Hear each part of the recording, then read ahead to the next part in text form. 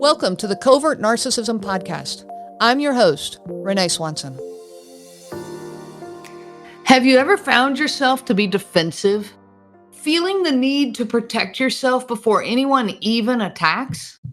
How about having the burning need to be perfect so that nothing ever goes wrong? These are survival skills found in victims of covert narcissistic abuse. This is episode 3 in a mini series about reactive abuse, or otherwise called trauma response.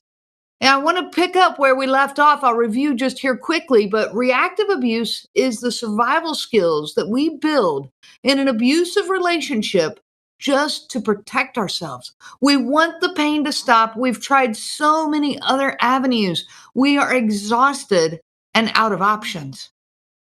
These can be more physical responses like emotional outbursts, yelling, screaming, even hitting, throwing things. You know, you've reached the end of your rope and you just can't take it anymore and you explode. It can feel totally out of control and it can cause major issues for you as people now see you as the violent one.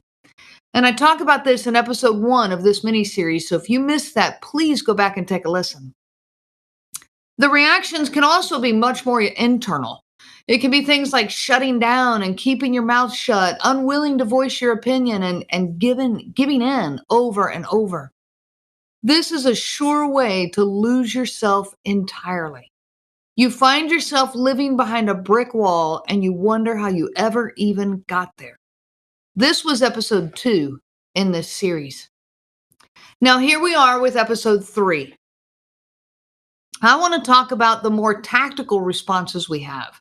They lie somewhere kind of in the middle, maybe, of the other two.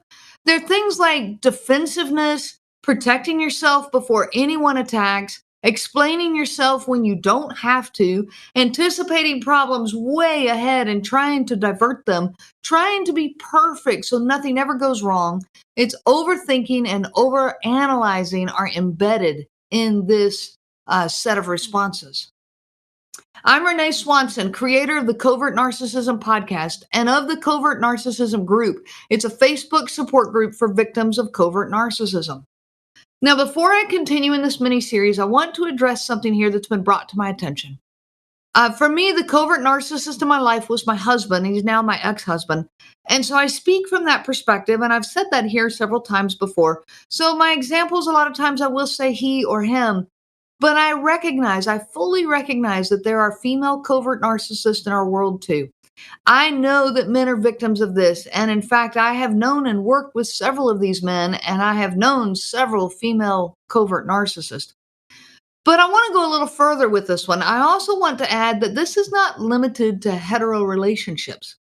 Covert narcissism greatly affects the LGBTQ community, and I know that. And it's also not even limited to intimate relationships as well. Some of you are dealing with covert narcissists as parents, siblings, adult children, or they're the partners of these adult children, coworkers, friends, etc. Okay, I firmly recognize that this exists in so many communities in our world. And I believe that we can all learn from each other no matter what situation we find ourselves in. These situations have so many similarities. They carry so much that's in common through all of the abuse, the reactions we have, and how it affects our lives. So I want to address that here, and I want you to know that no matter what your situation is, if you are dealing with a covert narcissist in your life, I get it. You're not alone. There's lots of us out there, and we're all in this together. Now, when you are living in an abusive situation, physically, mentally, emotionally, psychologically, you develop survival tactics. As a human being, you are wired to protect yourself. This is normal. You know, survival tactics, they're things like yelling and screaming. This is more reactive. It's driven by a strong desire to have some control in your life. Shutting down is more a disengaging and distancing reaction. And it's a drive, it's driven by the strong desire to have some space and some freedom. It is also driven by exhaustion. The responses we're talking about today are more tactical. It is the drive to take the situation at hand and find ways to make it work. It is driven by the insane desire to fix this. You won't give up on the relationship for whatever reason, and you are determined to survive this. You might even feel like at times you're making it work. I'm fixing this, I'm doing it, but it just isn't sustainable. Now, before I go on, I also want to add one more thing here. It's very possible to experience responses from any of these three categories. You might fight with the tactical responses for a long time and finally one day explode in a more reactive physical response. Or you might be reactive like that for many years and one day simply shut down and disengage completely. It is not unusual for victims to respond in a variety of ways to their abusive environment. The goal is for you to figure out what your responses are so that you can recognize these survival skills and not carry them into your future relationships. For many of us, we spent years simply trying to find the survival skills that would make our environment work for us. And let me tell you something, your kids do this too. As your kids mature, you will need to help them voice this. You can lead the way by exploring your own survival skills and distinguishing them from healthy relationship skills. But your kids are building survival skills too. So, the one I want to talk about the most today is defensiveness. This is a tactical response that we build, in these relationships. It's a huge survival skill and it's extremely common in victims of covert narcissistic abuse. Think about that checklist we did in a previous episode, a checklist for covert narcissism. So if you're asking yourself, where does that defensiveness come from? Why did I develop this? Why am I doing this? Well, let's take a look at that checklist. The covert narcissist, here's what they have: hypersensitivity. Their feelings are hurt so easily and it's always your fault. There's no genuine apologies, never allowing you to feel emotionally safe with them. They're gaslighting you. You're always trying to stay in front of them to avoid being blamed or made to feel crazy. They have no boundaries. You have to stand up for yourself just to get normal, healthy boundaries, and even then, you probably won't. They have an extreme amount of jealousy. They're jealous of your time with anyone else, causing you to have to defend why you want time with that person. What about the circular conversations? Turning everything into your fault over and over. How about the silent treatment? Cruelly trying to put you in your place so that you will do what they want. They carry feelings of entitlement, that they are superior to you, and so you have to defend why you even have a right to speak to them or why you matter in this world. They're emotionally challenged, having no ability to give you emotional safety. You can never relax around them. It's all about them. You don't matter in their world. Your thoughts and your feelings don't matter to them. And they're so protective of their image. Nothing else even comes close to mattering as much as their image. Well, think about all of that. It is no wonder that you have become defensive in this relationship. In these family environments, like I've already said, our kids become defensive too. You can't ask simple questions without getting massive reactions or damaging circular conversations. You can't express your opinion without fear of being pushed down again and again. Even small requests of them cause injuries to their ego and flare ups. I'm going to give you a couple of examples from my situation. I asked him one time to buy a different kind of meat for our boys for their lunchbox. I did most of the shopping, but he really liked to go to Sam's Club. That was his place. He liked that.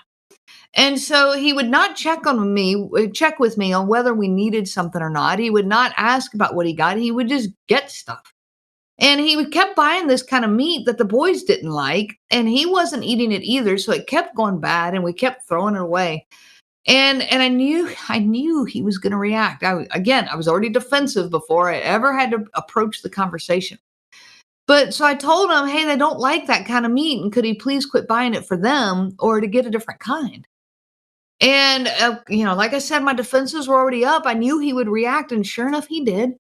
After telling me that they used to like that kind, which they did not, he angrily concluded that they didn't want it because he had been the one to get it. They were just being mean and selfish, and they should just eat it anyways. Meat is meat, and they should just eat it anyways.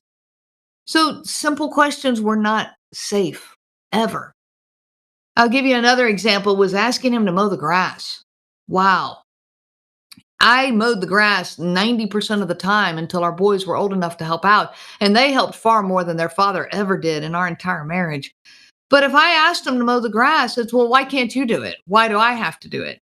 I would always get such a reaction or such a show of how much this, is inconveniencing him and his world. And I always paid for it later, of, okay, well, now you owe me because I mowed the grass. And so before I ever asked him, I was already defending why I needed him to do it this time.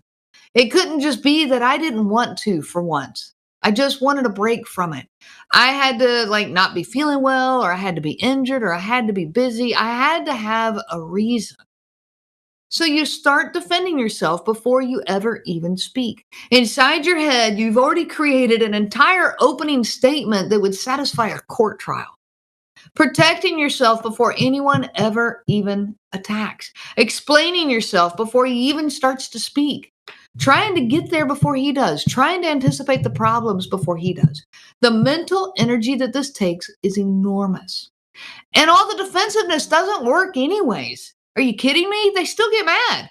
They still react to everything. They still blame everything on you. And in fact, he would even use all of this as yet another reason to be mad at me. There were times where, I was trying to explain something before I got to the question at hand because of this learned defensiveness. And I would try to, kind of explaining the situation leading up to what I needed. And he would yell at me, just tell me what you want. What is your question? Come on. I don't need all this information. Of course, then when I just asked the question, he demanded to know all the information. Well, why do you need that? Why can't you just do? And so, it was a no-win situation. No matter what approach I took, it was never going to work. So yes, it is a learned defensiveness. It's a survival skill to an abusive situation. Another tactical survival skill that goes hand in hand with this, almost exactly the same, is trying to be perfect. This carries all that extreme overthinking and overanalyzing that I was just describing with the defensiveness. You still have to anticipate everything beforehand, but instead of trying to defend yourself, you're trying to make everything perfect to avoid the problem. An example of this from my background, again, is our Sunday morning routine. We went to church as a family, and when he was ready to walk out the door, I had sure better be ready, and I better have those kids ready too. He did not want to wait on us 1 minute once he was ready. He could be the one that made us late. But and when he did, I don't dare say anything about it. But we certainly could not be the ones making him late. So I had to make things work perfectly. Every week, every Sunday morning, I scrambled to make sure. Get the boys fed and dressed in their Sunday clothes, comb their hair, make sure they get their shoes on, make sure they've got their Bibles in their hands. They needed to be waiting at the door. Keeping them ready was just as much of a challenge as getting them ready in the first place. Are you kidding me? I'm trying to get myself ready after I've gotten them ready, and yet I got to keep them ready at the door. And while all along, he's on his video games through all of this. But when he decided it was time to be ready, boy, we better be ready. This was not only on Sunday mornings. This applied any time we were leaving the house as a family. Maybe it was dinner outings. Maybe it was family road trips. Oh man, family road trips. Those were the hardest. I had to anticipate all the problems before they ever happened. And now we're trapped inside a vehicle. We're trapped inside a van. The boys had to have quiet activities to do in the car. So I had to set all of that up and anticipate all of that. When they needed something in the car, I had to make sure that I jumped on top of it so that there were no problems. All right, I got it. We got this. So that I can anticipate everything before he exploded at them. We had to make sure we had enough drinks packed so no one dared ask to buy a drink at the gas station. Because, that was apparently going to break us and make us be poor because it just never made sense. And I had to space the drinks out so we didn't have too many bathroom stops.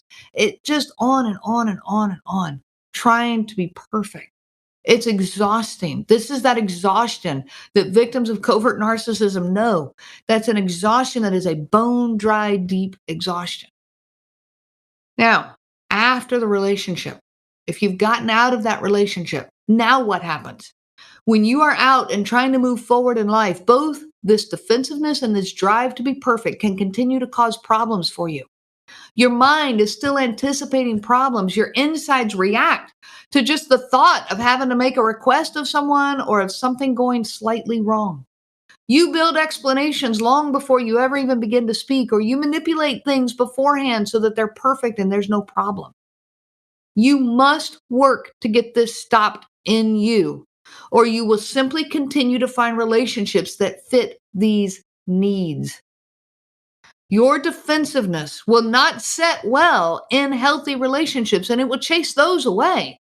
But on the other hand, without even realizing it, it will fit with a person who strikes that defensiveness in you, which can easily lead you right into another abusive relationship, exactly what you don't want. The same thing happens with that strive for perfection. That strive for perfection will chase healthy relationships away because there is no perfection. That's not a goal that's reachable, and when you try to reach it, you're trying to force things, and it's unnatural and it doesn't fit with healthy relationships. It will match you with people who want you to work hard to be perfect, and that cycle will continue. So how do you stop these survival skills? First of all, be aware of them. Find them. Find how you are, what survival skills you built. Find what they are. Pay attention to your thoughts. Ask yourself often, what am I thinking right now? Are you prepping conversations with others? Are you analyzing how you will say something before you say it? Are you anticipating what the other person will think or say? Explaining things in defense before you even get there? Are you trying to find the perfect way to say something? If that's all going on still, knock it off. These are survival skills, not healthy relationship skills. You are allowed to simply converse in life. You are allowed to just talk, to say what comes to mind, to spontaneously filter as you choose to, and to apologize if something doesn't come out quite right. It's okay. I remember the day when I realized it is okay to say, wow, I could have said that better. That's okay. That's perfectly fine. There's nothing wrong with that. Sometimes you just might think, boy, I really could have said that better. No one died and made you perfect. There's no rule that every word that comes out of your mouth has to be just right or the best way it could possibly have been said by anyone ever. Catch yourself prepping conversations and stop. Catch yourself exploring 50 different ways to say something and stop. Catch yourself trying to find that perfect way and stop. Catch yourself anticipating what others will say and stop. Now let's take this and make it into a plan of attack. First, catch yourself when you're alone. What are your internal conversations? We all have them. What are they focused on? Who are they focused on? Are you the main character of your own thoughts? Or are you focused on everyone else? If your thoughts are centered around what other people think of you, then you are living in that world of survival skills. What others think about you has more to do with them and their internal issues than it does with you. Let me say that again. Listen to this. What other people think about you has more to do with them and their internal issues than it does with you. So ask yourself often, what am I thinking about? Just learn to pay attention to your thoughts. This is a huge first step, and it goes a long ways. Next, I want you to consciously drop the defensiveness with one or two safe people in your world. Don't over-explain things to them. Don't try to be perfect or even to say things perfectly. Just talk spontaneously with them. And don't overanalyze their words to you. Let all that go. Voice your opinion on things without prepping your words or anticipating their responses. This is how you trust that relationship. It does get better and easier as you go.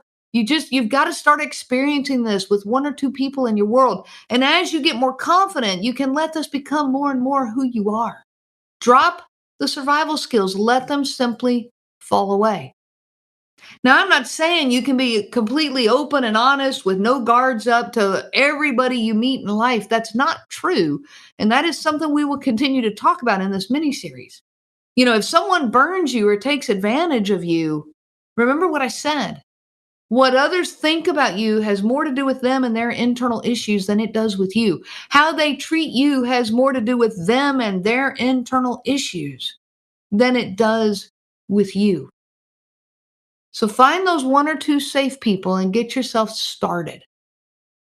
And if you're still interacting with a covert narcissist in your life, maybe you're co-parenting, maybe you're still in the relationship, or maybe it's at family gatherings, the birth of your grandchildren, whatever. If you're still interacting with that covert narcissist, I want to encourage you to drop the defensiveness with this person too. You can have your guard up. You can protect yourself. Mostly just don't engage in any way that you don't have to and keep your distance. But if you must interact, do not do it defensively.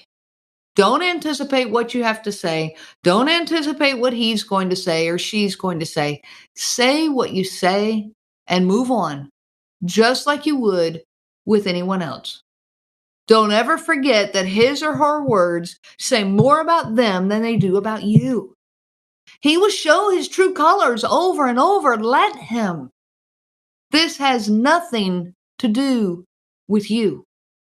Don't give them any more of your mental space by overthinking and overanalyzing. They do not deserve that space, and you are the only person that can take it back away from them.